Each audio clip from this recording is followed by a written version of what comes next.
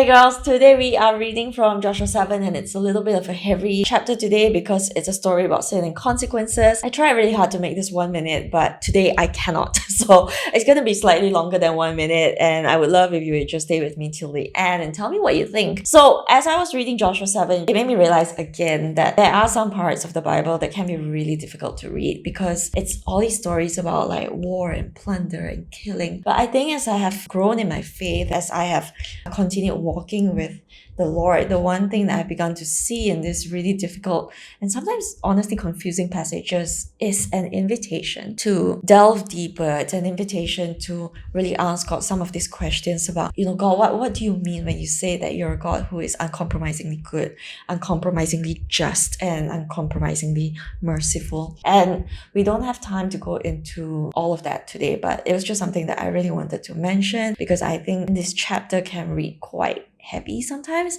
Basically, it's a story about this guy called Achan. If you're Malaysian, like I am, we call him Achan.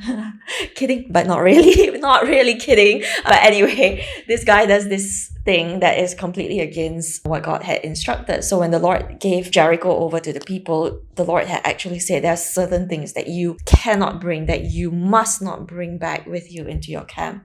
And Achan did it anyway. He saw something that was beautiful and he coveted it. And the Bible actually says this. It said very clearly that Achan himself said, I saw this piece of garment, I thought it was beautiful, and I coveted it, and so I took it. And essentially it was his greed that drew him to sin. And it just made me think about how a lot of times, when we sin, the action of sin is one thing, but beneath all of that is actually the hidden desires and the hidden motives and motivations of our hearts. It's not just an action. Sin a lot of times is not just an action, but it really starts from the places in our heart that is not so obvious, the hidden places in our heart. It drew me back to this prayer by King David in Psalm 139 verses 23 to 24, where King David says to the Lord, "Search me, O God, and know my heart.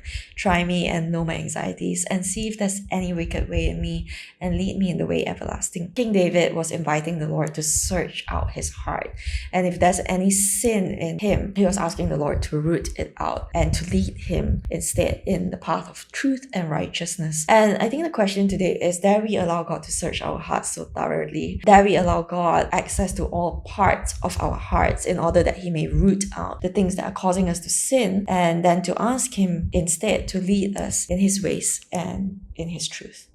3 minutes, not one. I tried my best, guys, but it was a full chapter.